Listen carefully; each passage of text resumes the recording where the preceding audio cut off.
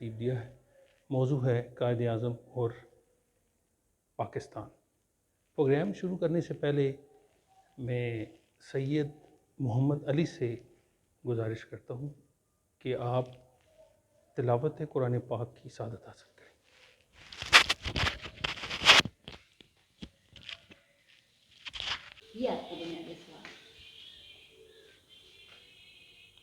بہت شکریہ محمد علی صاحب۔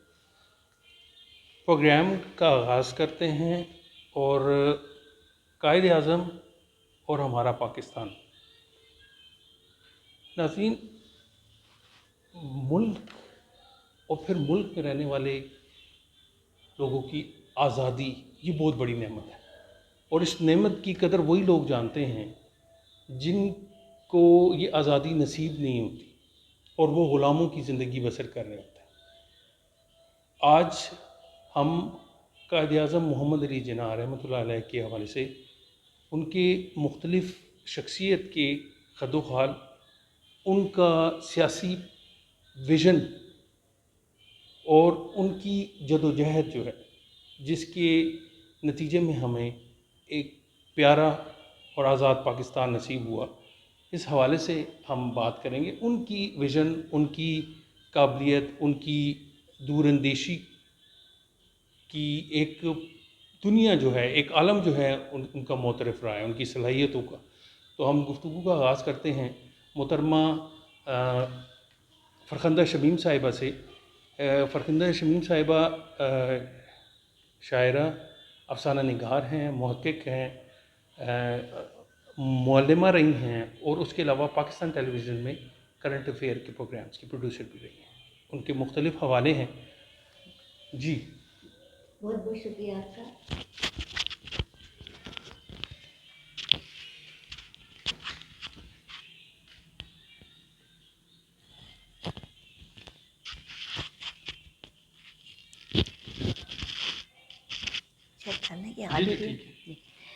بہت بہت شکریہ، آپ نے ایک بڑی شخصیت کے لیے یہاں ہمیں بلایا، اور ایسی شخصیات کو خراج پیش کرنا صرف کوئی رسم یا فیشن نہیں ہوتا، یہ وہ لوگ ہوتے ہیں جنہوں نے ہمیں جینا سکھایا ہوتا ہے، اور یہ وہ لوگ ہوتے ہیں جنہوں نے ہمیں غیرت سکھائی ہوتی ہے، غیرت کے ساتھ، حمیت کے ساتھ جینے کے والے لوگ ہوتے ہیں۔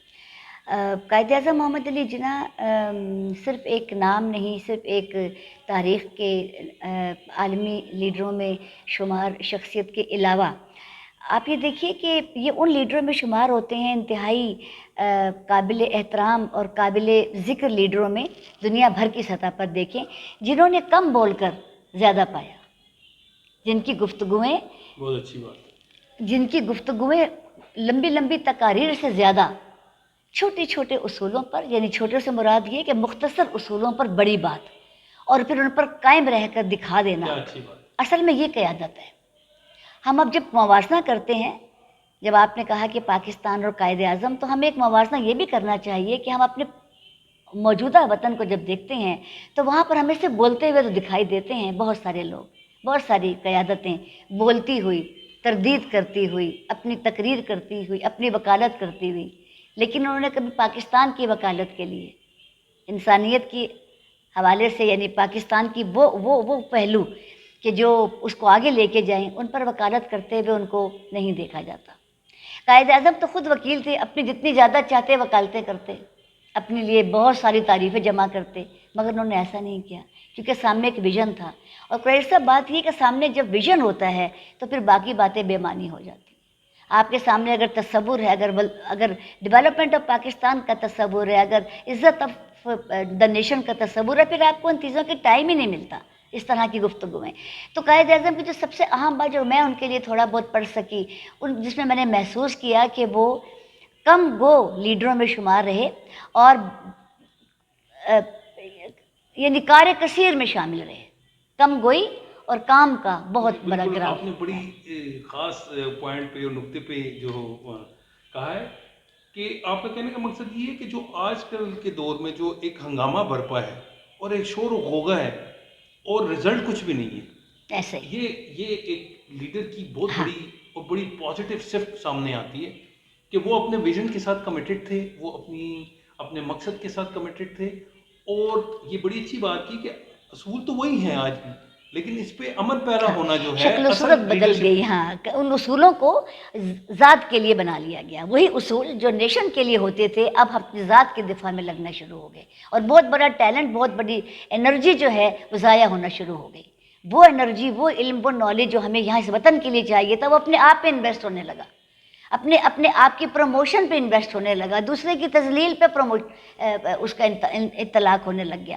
تو قائد اعظم رحمۃ اللہ علیہ کی اس ایک خوبی کو جو ہے وہ عالمی دنیا میں، یعنی آپ دیکھیے کہ یعنی اس دور کی سب سے خطرناک جو غنائم ہیں، دشمن ہیں، ان کے سامنے بھی قائد اعظم جو ہے بے تک کی بات نہیں کر رہے. ان کو سنپ کرنے کے لیے، مذمت کرنے کے لیے کوئی ایسی بے تک کی باتیں نہیں کرتے. وہ جب بات کرتے ہیں وہ کہتے ہیں کہ آئین یہ کہتا ہے، یعنی دنیا کا آئین، انسانیت کا آئین یہ کہتا ہے، آپ آئین کے مطابق ہے، انسان کی فریڈم آف ہیومینٹی جو ہے وہ اس کا حق ہے، آپ اس پر بات کریں، آپ باقی چیزیں چھوڑیں. تو چاہے وہ گاندھی ہوں، نہرو ہوں، انگریز ہوں، کچھ ہوں، سب کے سامنے ایک ہی مطمع نظر، ایک ہی بات کہ اس پر آپ بات کریں، اس پر اگر دلائل ہیں تو مجھ سے بات کریں، باقی چیزوں پر میں کیا آپ سے بات. کیا اچھی بات ہے. آپ کی گفتگو کو آگے بڑھاتے ہیں، بڑا اچھا کہا. اسد صاحب سے میں سوال کروں گا.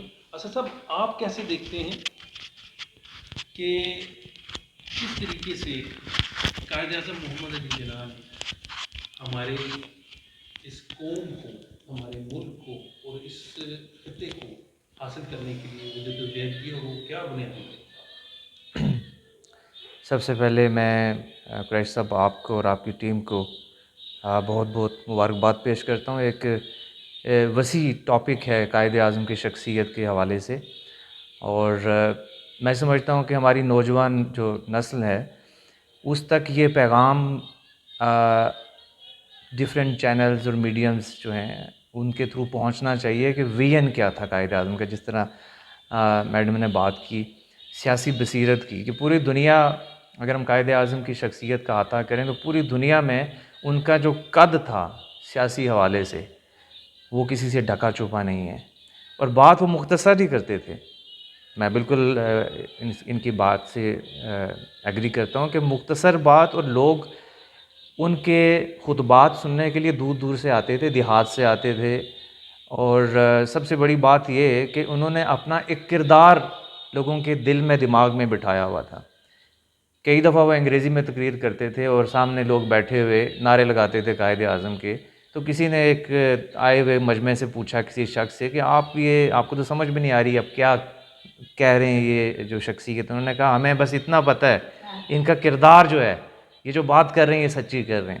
تو قائد اعظم کی بہت ساری فرمودات ہیں. ایک وہ میرے دل کے بڑا قریب ہے، ان کا ایک قول ہے. انہوں نے کہا کہ جی گلاب کا جو پھول ہے، خواہ اس کا نام آپ بدل دیں لیکن اس کی خوشبو نہیں بدلتی، وہ گلاب ہی رہے گا.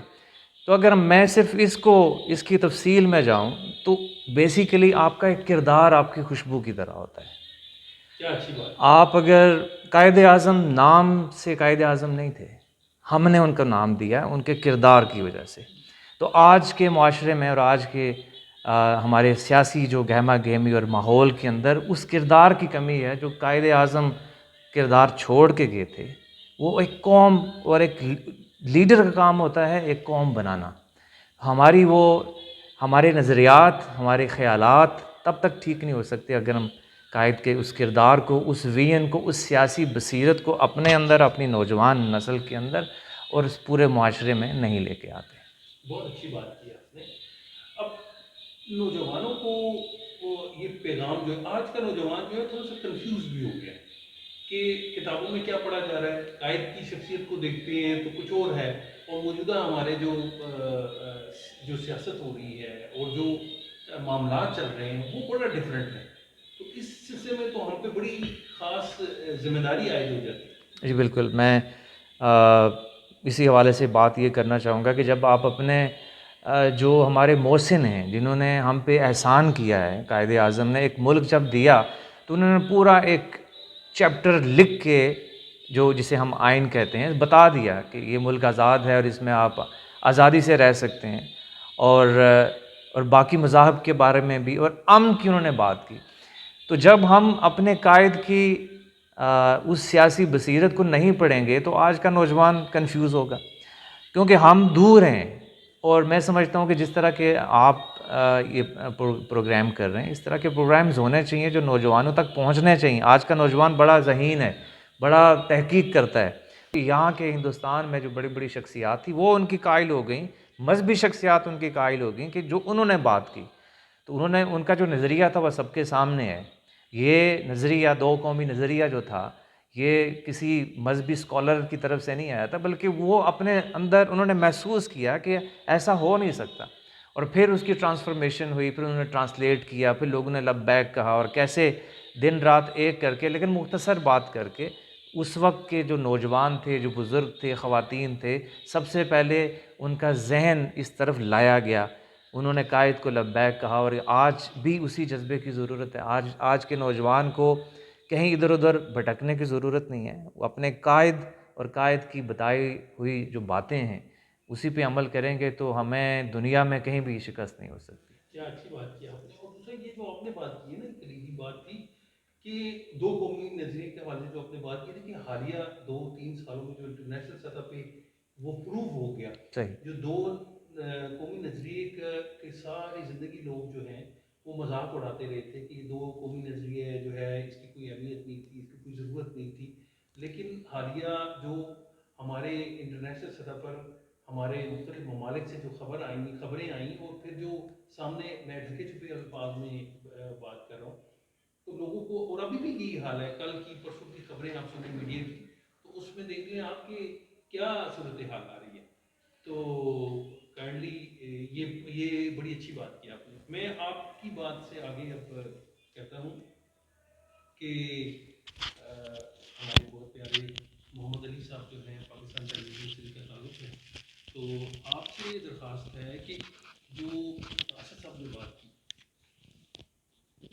میرا آپ سے یہ سوال ہے کہ قائد نے بہت مختصراً تقریر کی اور اصولوں پہ قائم رہے, کوئی شور شرابہ نہیں کیا, کوئی دھرنے نہیں کیے, کوئی اس طرح سے کوئی معاملات اس طرح سے نہیں کیے, لیکن وہ کڑی کہاں مس ہوئی. میں آپ سے اس کا سوال چاہوں کہ وہ کڑی اب آج کے نوجوان کو بھی پتہ ہے اور ہم لوگوں کو پتہ ہے کہ ہمارے قائد نے کیا اصول اپنائے اور اس کا رزلٹ کیا ہوا, لیکن وہ کڑی مس کہاں سے ہوئی, آپ اس پہ ضرور روشنی ڈالیں. جی ہم ری ٹریک شکریہ امتیاز صاحب. آپ نے سوال پوچھا ہے کہ وہ کڑی کہاں کھو گئی اور ہم قائد کو یا قائد کے اصولوں کو لے کے آگے کیوں نہیں چل سکے. معذرت کے ساتھ قائد کے حوالے سے جو نوشتہ دیوار نظر آ رہا ہے اس حوالے سے میں یہ کہنا چاہوں گا کہ ہم نے قائد کو سمجھا ہی نہیں. ہم قائد کے بارے میں یا بالکل نہیں جانتے یا غلط جانتے ہیں اور یا کم جانتے ہیں. اب آج کی سیاست میں کسی کی بھی بات کر لیں آپ, جو ہمیں تشدد نظر آتا ہے, جو ہمیں ایک شدت نظر آتی ہے, وہ شدت مجھے کہنے دیجئے قائد اعظم کے ہاں بھی تھی. اگر شدت نہ ہوتی تو شدید ترین حالات میں پاکستان کیسے بنتا. لیکن ہر چیز کو کرنے کا ایک طریقہ کار ہوتا ہے. سرزمین گجرات کاٹھی ایوارڈ ذہنی طور پہ بہت ہی زرخیز ہے, اور آج بھی آپ دیکھیے سلیکان ویلی وہاں پہ ایک سے ایک دماغ پایا جاتا ہے. بر صغیر پاک و ہند کی خوش قسمتی ہے کہ وہاں سے انہیں ہندوستان, موجودہ ہندوستان اور موجودہ پاکستان کے لیے ایک ہی جگہ سے 2 عظیم دماغ اس زمانے میں میسر آ گئے. ایک گاندھی جی اور دوسرے محمد علی جناح المعروف قائد اعظم رحمۃ اللہ علیہ. ایک ہی علاقے کے تھے اور ایک ہی زبان بولا کرتے تھے, ایک ہی پیشے سے ان کا تعلق تھا. اور آپ دیکھیے کہ یہ نفاست جو وہاں سے چلی آ رہی ہے, تو ہندوستان کی سیاست میں بھی گاندھی جی کا جو کردار اور جو ان کو مہاتما کا وہ ان کے لوگوں نے دیا, اور اسی طرح قائد اعظم کو جو ہم نے, قائد تو بہت سے ہوتے ہیں, ان کے ساتھ میں اعظم کا لحاظہ لگایا, تو اس کی وجہ یہ تھی کہ وہ کیا ہے کہ کسی کا شعر ہے کہ بات کہنے کی ادا ہوتی ہے, نگہت گل بھی صدا ہوتی ہے. اور کیف کا ایک شعر یاد آیا کہ کیف انداز بیاں بات بدل دیتا ہے, ورنہ دنیا میں کوئی بات نہیں. بات یہ ہے کہ اگر کوئی شخص، میں ایک عام فہم سی مثال دے رہا ہوں، اگر کوئی شخص کسی بزرگ آدمی کا یہ تعارف کرائے کہ یہ میرے والد صاحب ہیں یا ابا جی ہیں یا میرے فادر ہیں یا ڈیڈی ہیں، تو یہ عزت اور احترام کے لفظ ہیں. اور مثال کے طور پر کوئی بھونڈا شخص یوں کہے جی وہ صاحب ہیں جن سے میری والدہ کا نکاح ہوا ہے، تو بات غلط نہیں ہے، لیکن یہ کوئی طریقہ نہیں بات کرنے.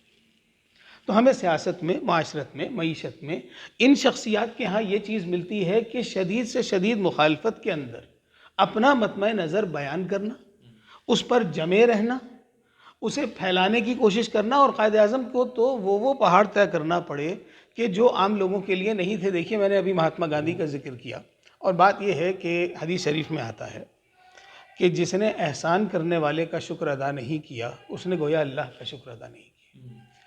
اب ہم آج کے دور میں جب کہیں کچھ کامیاب لوگوں کی زندگی دیکھتے ہیں، چاہے ہم نیلسن منڈیلا کی بات کر لیں، چاہے ہم عبدالستار ایدھی کی بات کریں، یا کسی اور میڈم ٹیریسا کی، یا کسی کی بھی بات کر لیں، میں مختلف لوگوں کی اس لیے بات کر رہا ہوں کہ ایسے کامیاب لوگ ہر شعبہ زندگی میں ملتے ہیں.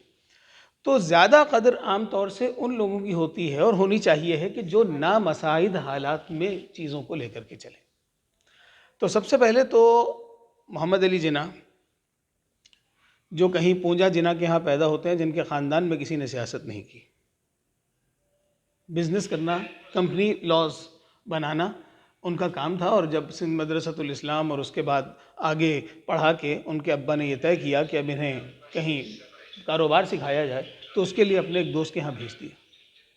دیکھیے، یہ کوئی سیاسی گھرانہ نہیں ہے. شروع سے ان کے ہاں پہ کوئی ایسی چیزیں نہیں ہیں کہ جیسے آپ کہہ سکتے ہیں کہ جی یہ فیضان نظر ہے یا مکتب کی کرامت ہے. دونوں چیزیں نہیں ہیں.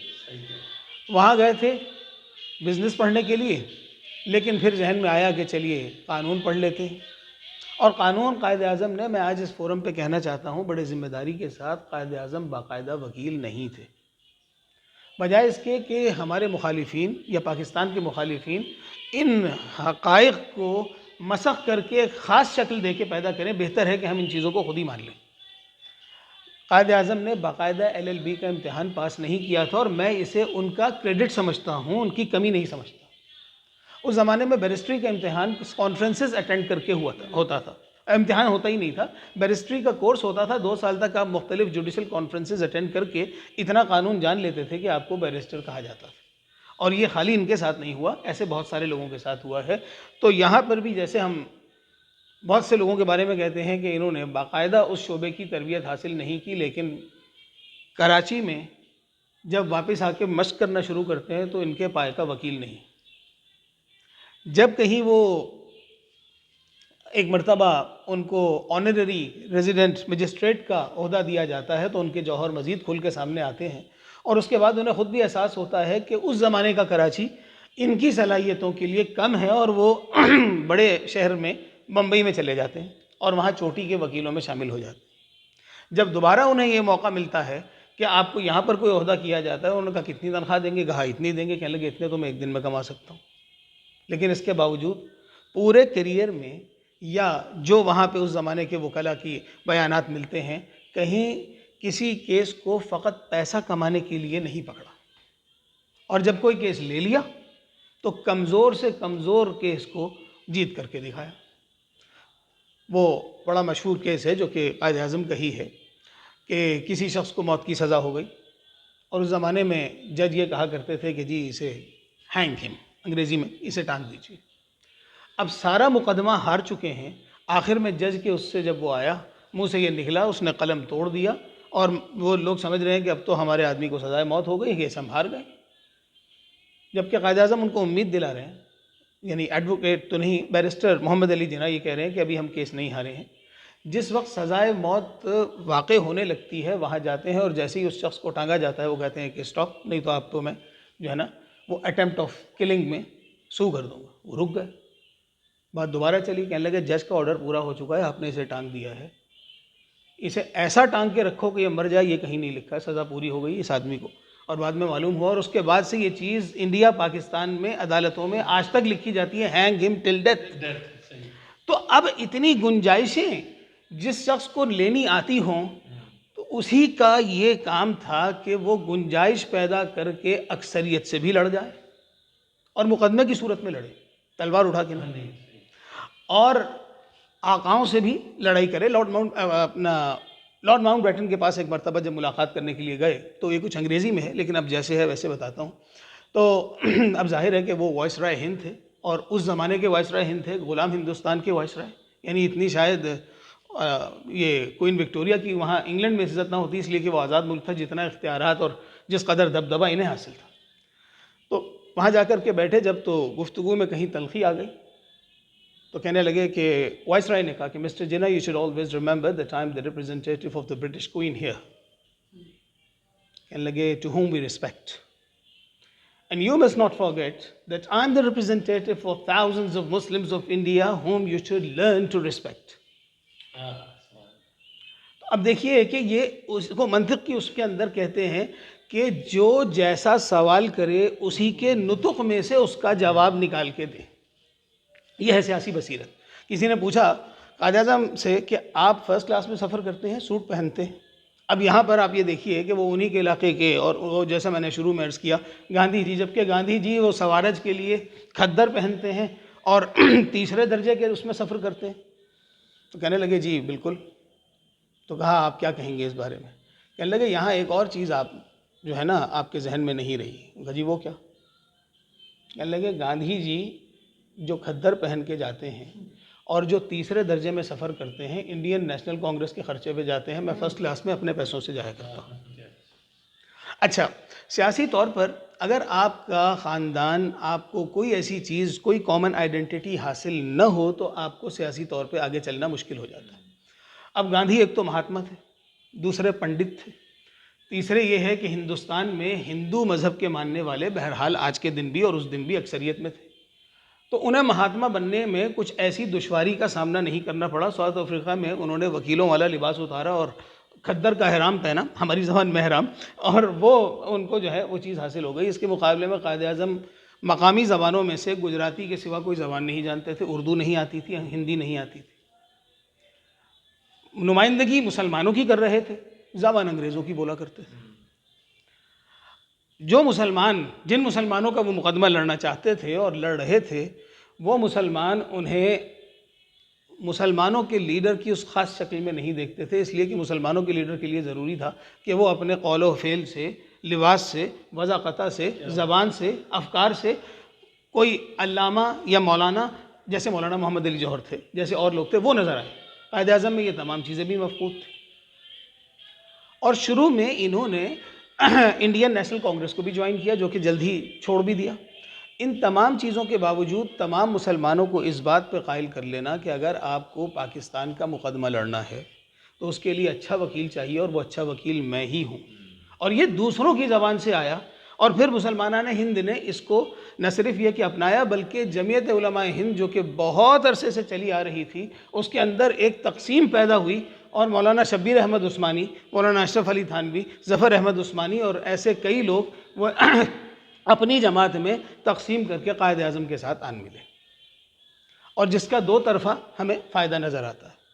اب شروع میں تقسیم کی کوئی ایسی صورتحال نہیں بن رہی تھی, ہندوستان چھوڑ دو کی تحریک نکل رہی تھی, لیکن ترکی بترکی, لہجہ بہ لہجہ, موقع بموقع, کو بکو قائد اعظم کی طرف سے فوراً جواب آ رہا ہے, تقسیم کرو اور چلے جاؤ. سچویشن کو خراب بھی نہیں کر رہے ہیں اور اپنے موقف سے پیچھے بھی نہیں ہٹ رہے ہیں. سائمن کمیشن آتا ہے, کرپس تجاویز آتی ہیں, اس سب کے اندر جواب دیتے ہیں. وہاں پر نہرو رپورٹ کے 3 نکات آتے ہیں تو یہ 14 نکات لے کر کے آ جاتے ہیں. اب یہ خالصتاً, کسی نے کہا کہ آپ کہا کرتے تھے کہ اگر مجھے 1 انچ زمین بھی ملی تو اس پر پاکستان بنا دوں گا. آج آپ لارڈ ماؤنٹ بیٹن سے ریڈ کلف ایوارڈ میں اور باؤنڈری کمیشن پہ جھگڑا کر رہے ہیں کہ یہ جونا گڑھ بھی پاکستان کا ہے اور کشمیر بھی پاکستان کا ہے. تو جواب جو دیا وہ آج ہماری قوم کو سننے کی ضرورت ہے. کہنے لگے politics is the game of a continuous compromise. جب کچھ نہیں تھا تو مجھے پاکستان چاہیے تھا کتنا بھی بڑا ہوتا. جب میں نے پاکستان وصول کر لیا تو اب مجھے اس کے سائز میں اضافہ کرنے کا پورا حق ہے اور میں وہ حق استعمال کروں گا. تو اسی طریقے سے, لیکن ایک یہاں پر ایک شعر یاد آ رہا ہے کسی کا کہ قائد اعظم کے اس عزم آہنی کو داد دو جس کا نعرہ تھا ہمیں خطہ آزاد دو. یہاں لفظ خطہ آزاد ہماری توجہ اس پہ ہونی چاہیے کیونکہ کسی نے کہا تھا کہ ملا کو جو ہے ہند میں سجدے کی اجازت، ناداں یہ سمجھتا ہے کہ اسلام ہے آزاد۔ تو خطۂ آزاد دراصل آزاد اسلامی تشخص، آزاد اسلامی قانون سازی کے لیے ضروری تھا، اور یہی وہ چیزیں تھیں جس میں میں اپنی بات نہیں کرتا، موجودہ دور کے کسی شخص کی بات نہیں کرتا، جنہوں نے اس زمانے کے چوٹی کے علماء کو، مثلا مولانا شبیر احمد عثمانی کو، اس بات پہ قائل کیا۔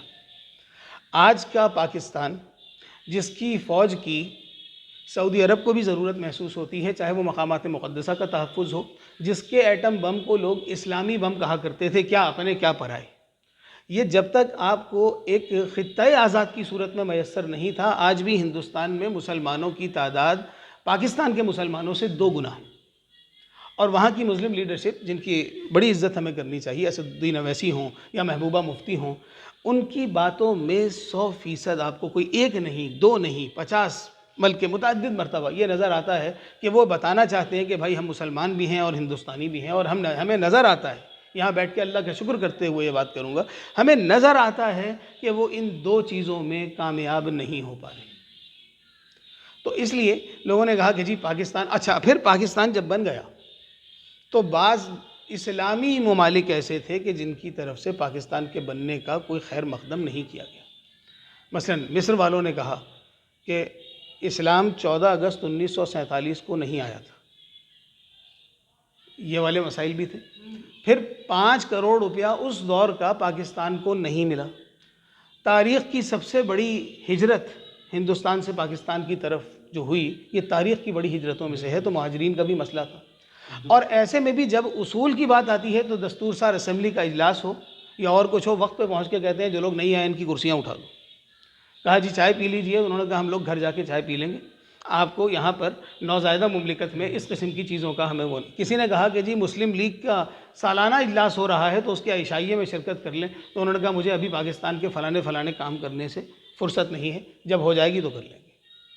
اور تو اور آج سے 5-7 سال پہلے قائد اعظم کی پوتی اور وہ ان کے نواسے یہ سب پاکستان آئے، اور ڈان اخبار میں لکھا گیا، اور وہ قائد کے دور کی انہوں نے یاد تازہ کرا دی کہ کہنے لگے جس جگہ جا کے ٹھہرے تھے اس وقت یہ موبائل وغیرہ کا اتنا استعمال نہیں تھا، انہوں نے 4 ٹیلی فون کالز کی اور باصرار ان کا بھی بل جمع کرا کر کے گئے۔ تو ایک شخصیت جس نے اتنا کچھ کر لیا اور اتنے نامساعد حالات میں کر لیا، آج ان کے بارے میں ہمارے ہاں شعوری اور لاشعوری طور پر غلط فہمیاں پیدا کی جا رہی ہیں، اور اس کی وجہ یہ ہے کہ جب آپ کسی چیز کی جڑیں کاٹ دیتے ہیں، جب کسی نظریے کی جڑیں کاٹ دیتے ہیں، تو پھر اس کے بعد اس کو سکھانے کے لیے کوئی شعوری انتظامات کرنے کی ضرورت نہیں ہوتی۔ پاکستان کو اسلام سے اور اسلام کو پاکستان سے کوئی الگ نہیں کر سکتا۔ اسلامی تشخص پر، اچھا پھر اسلامی تشخص کے حوالے سے یہاں پر تھیوکریسی بھی نہیں۔ 11 اگست 1947 کو قائد اعظم نے ایسی مارکۃ الآراء تقریر کی اقلیتوں کے حوالے سے اور پاکستان کے نو مسلم یا غیر مسلم لوگوں کے حوالے سے، جسے آج تک تمام انسانی حقوق کی تنظیمیں وہ اپنے یوں سمجھ لیجئے کہ بائبل کے طور پر استعمال کر رہے ہیں، کہ جہاں پر یہ کہا کہ یہاں پہ ہمیں تمام مکاتب فکر کو اور تمام مذاہب کے ماننے والوں کو اپنی اپنے عقیدے کے مطابق زندگی گزارنے کی بھرپور آزادی دینا ہوگی۔ اور جو آخری باتیں ہیں، لوگ پوچھتے ہیں کوئز میں سوال کہ جی آخری الفاظ کیا تھے قائد کے، تو کہا جی اللہ پاکستان، پورا نہیں کر سکے، لیکن یہ کہ اکثر لوگوں نے یہ کہا کہ اس کا مطلب یہ ہے کہ اللہ پاکستان کی حفاظت کرے۔ اور پھر یہ ہے کہ جی ہمیں پاکستان بنانے کے لیے بہت سی قربانیاں دینا پڑی ہیں، ہمیں پاکستان کو چلانے کے لیے ابھی مزید قربانیاں دینا پڑیں گی۔ مسلمان جو ہے نا، کیا ہے، مسلمان مصیبت میں گھبرایا نہیں کرتا۔ پھر میسر وسائل میں شدید ترین مسائل کے باوجود جب پاکستان بن گیا تو وہ کیا کہہ رہے ہیں یہاں کے لوگوں کی حوصلہ افزائی کے لیے کہ I am sure that this land of yours, it has everything that you can think of. You can think of. اب یہ ہے کرزما کہ آپ کے پاس بہترین پاپولیشن ہے، آپ کے پاس 5 دریاؤں کی سرزمین ہے، آپ کے پاس بہت سارے لوگ ہیں، آپ کی فوج ہے، آپ کا ایک ایریا ہے۔ پاکستان کو اگر آپ دنیا کے نقشے کے اندر دیکھیں تو اگر تمام ممالک کے مقابلے میں نہیں، لیکن یہ ہے کہ بہت بڑا ایریا ہے پاکستان کا، بہت بڑا خطہ ہے۔ پھر پہاڑ یہاں موجود ہیں اور جنگل یہاں موجود ہیں، زمینیں ہیں، میدان ہیں، صحرا ہیں، سمندر ہے، اور موسم کس طرح کے ہوتے ہیں، اور دنیا میں کس قسم کا جغرافیہ پایا جاتا ہے، برف پوش پہاڑ سے لے کر کے سبی اور جیکب آباد تک سب کچھ تو اللہ نے یہاں دے دیا ہے، اور اس چیز کی طرف وہ اس زمانے میں نشاندہی کر رہے ہیں۔ پھر اسی طریقے سے جو ابھی تک ان کے بارے میں، قائد اعظم کے بارے میں بہت ساری کتابیں لکھی گئیں۔ پچھلے دنوں ایک چیز یہاں پر پیش کر رہے تھے لوگ، یہ سوشل میڈیا پہ آ رہا تھا، میں اس فورم سے پہ ضروری سمجھتا ہوں کہ یہ بات کریں، کہ کسی نے کہا کہ جی قائد اعظم رحمۃ اللہ علیہ کی شخصیت پہ M Phil P H D کے لیول پہ ریسرچ کرنے کی ممانعت ہے۔ تو کوئی تو ایسی بات ہوگی کہ جس میں قائد اعظم کے بارے میں ریسرچ کرنے کی ممانعت ہے، اور کیا ہے؟ پہلی بات تو یہ ہے کہ بھائی کوئی دعوت دلیل کے بغیر معتبر نہیں ہے۔ حکومت پاکستان کا کوئی ایسا آرڈیننس، کوئی ایسی چیز، یا یونیورسٹی گرانٹس کمیشن ہوا کرتا تھا، آج کل ایچ ای سی کہلاتا ہے، ہائر ایجوکیشن کمیشن، ان کی طرف سے کسی ایسے لیٹر کا حوالہ دیا جائے جہاں یہ بات آ گئی ہے۔ اور دوسرا یہ کہ ممکن ہے کسی شخص کی اگر یہ ذاتی رائے ہے تو وہ اس لیے ہے کہ قائد اعظم کے بارے میں حکومت پاکستان نے باقاعدہ قائد اعظم اکیڈمی قائم کر رکھی ہے، جہاں سے ہر سال کتابیں آیا کرتی ہیں۔ اس وقت ہزاروں کتابیں ہو چکی ہیں، اور اس میں آکسفورڈ سے لے کر کے پاکستان اور ہندوستان تک، اسٹینلی وولپٹ کا آپ نام لیں یا اور کسی کا لیں، ان سب نے جناح آف پاکستان اور یہ ساری چیزیں اس قدر تفصیل سے بیان کر دی ہیں کہ اس میں مزید یہ تو کہا جا سکتا ہے کہ جیسا کہ کسی نے مولانا ابوالکلام آزاد سے ان کے کسی دوست نے کہا کہ بھائی آپ جو مجھے خط لکھا کرتے ہیں یہ 6-6 7-7 صفحے کے ہوتے ہیں، تو کہیں کچھ مختصر لکھا کیجئے۔ تو انہوں نے جواب میں کہا کہ میاں انہی خطوں پہ گزارا کر لو، بات یہ ہے کہ مختصر لکھنے کا میرے پاس وقت نہیں۔ اب پوچھا بھائی کیا مطلب؟ 8 صفحے لکھ سکتے ہیں، مختصر لکھنے کا وقت نہیں ہے؟ تو بات یہ ہے کہ مختصر لکھنے کے لیے آپ کو کئی چیزوں کو رد کر کے کچھ چیزوں کو لانا پڑتا ہے، اور اس میں وقت لگتا ہے اور محنت لگتی ہے۔ قائد اعظم کے بارے میں بہت کچھ لکھا جا چکا، میں اپنی قوم سے یہ کہوں گا کہ بھائی اب اس پہ کچھ مختصر موقف اختیار کر لیجئے، ان چیزوں کو پڑھ لیجئے اور اس سے نچوڑ نکال لیجئے، تاکہ ہمیں اپنے قائد کو نوٹ پر اور دفتر میں دیکھنے کے ساتھ ساتھ اپنے دل کے اندر رکھنے کا اور ان کی چیزوں پہ عمل کرنے کا بھی موقع بہم میسر آ سکے۔ بہت دلچسپ اور فکر انگیز گفتگو کی۔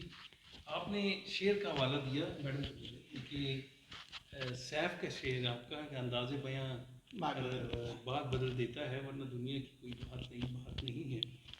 تو میڈم سے گزارش ہے کہ آپ اسی حوالے سے اپنی کوئی شعری تخلیق جو ہے وہ پیش کریں۔ جی بالکل، اگر آپ اجازت دیں تو صرف تھوڑی سی بات پہلے کر لوں پوائنٹس پر، ہاں پھر میں اس میں ایک چیز جو میں خصوصیت سے اس وقت کہنا چاہوں گی آپ کے توسط سے، ابھی بات نوجوانوں کی بھی ہوئی اور ایک قائد اعظم کی وکالت کی ڈگری کی بھی ہوئی، یہ 2 چیزیں۔ اچھا، جہاں تک بات ہے قائد اعظم کی جو مروجہ تعلیم کے تحت، مروجہ نظام کے تحت انہوں نے اپنی وکالت مکمل کی، ہمیں اس وقت اس مرحلے پر جب کہ چاروں طرف ایک انارکی کا سا سما ہے، فکری انارکی کا کیا اچھا، اس فکری انارکی میں ہمیں خصوصاً نوجوان نسل کو اور کنفیوز نہیں کرنا۔ دیکھیں ہمارے ہاں ایک عجیب چلن ہے ہماری سوسائٹی کا، کہ ایک عجیب سی سوسائٹی ہے نا، واضح تو ہے نہیں کہیں بھی، کہ ایک بہت بڑی تعداد جو ہے وہ ایک اس روش پر کام کرنا شروع کر دے۔ وہ جی وکیل ہی نہیں تھے، ایک بات کر رہی ہوں، پڑھے لکھے سمجھدار انسانوں کو تو پتہ ہے کہ اس کا پس منظر کیا ہے۔ علی نے بتایا کہ بھئی اس طرح اس وقت وہ یہ تعلیم ہی نہیں ہوتی تھی اس قسم کی کہ ہم LLB کہلوائیں یا بیرسٹر بار اطلاع وغیرہ کی، تو اس وقت انہی خطبات کے انہی کاموں کے نتیجے میں وکیل سمجھا جاتا تھا اور وہ ایک کامیاب ترین وکیل گنے گئے۔ تو ہمیں یہ ایک احتیاطی بات آپ کو بتا رہی ہوں، میں حقائق سے پردہ پوشی کی بات بھی نہیں کر رہی، اور نہ ہی میں یہ کہنا چاہ رہی ہوں کہ ہمیں درست باتیں کہنی۔ ابھی ہمارے پاس ان چیزوں کا درست بات کے لیے بھی جو اگر ہے بھی تو اس کے لیے ہمارے پاس ابھی کوئی قومی، کوئی سرکاری ایسے دستاویزات نہیں ہیں کہ جس کو ابھی ہم اس طرح فلوٹ کر سکیں۔ اسکالرس کی سطح پر، محققین کی سطح پر کسی بات کا ہونا ایک اور بات ہے، لیکن کسی بڑی شخصیت کے لیے قومی سطح پر کسی بات کا اعلان ہونا ایک الگ بات ہوتی ہے۔ تو ایک تو ہمیں اس چیز سے ذرا سا اس وقت ان لمحوں میں بچنا چاہیے کہ ہم صلاحیتوں ذہانتوں ہمارے لیے یہی بہت بڑی بات ہے قریشی صاحب کہ ہمیں ایک جید لیڈر مل گیا ہے جس کی گوناگون صفات نے ہمیں یہاں تک عزت دار طریقے سے پہنچا دیا. تو اس کے لیے ہم تھوڑی سی چیزوں میں ہمیں احتیاط کرنا ہوگی, اور اس لیے بھی کرنا ہوگی کہ جو بڑا آدمی ہوتا ہے اس کی بات میں زیادہ نیگیٹیوٹی پھیلتی ہے, اس کے بارے میں اگر ہو جائے.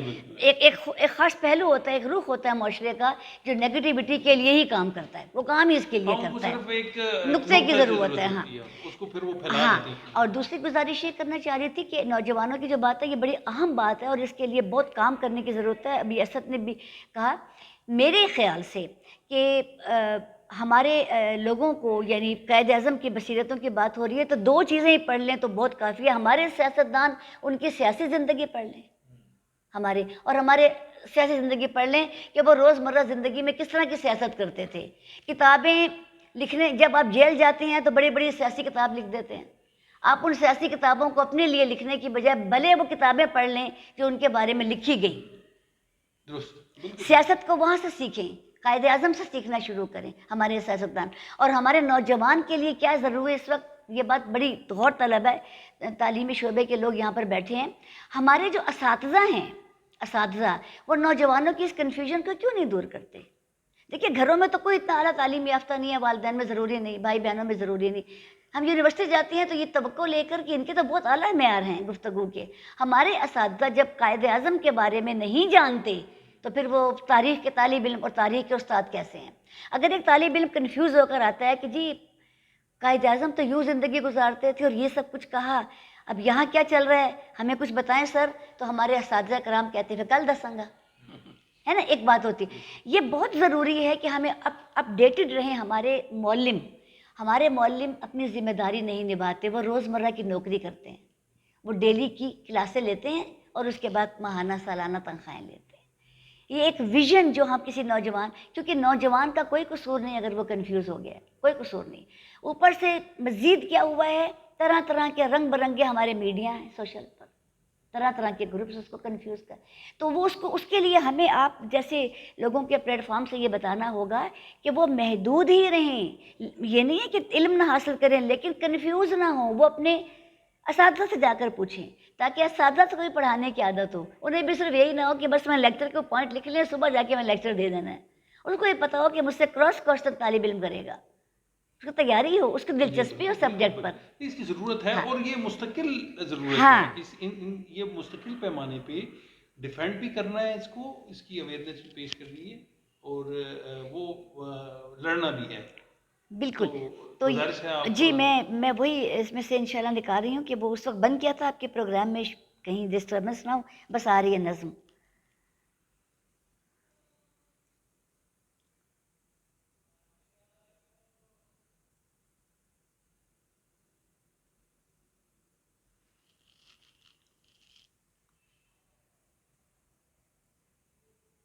اچھا ایک اور بات صاحب آپ سے اس دوران کہہ دیتی ہوں کہ ہم قائد کو یا کابرین ملت کو یا کسی بھی اہم موضوع کو جب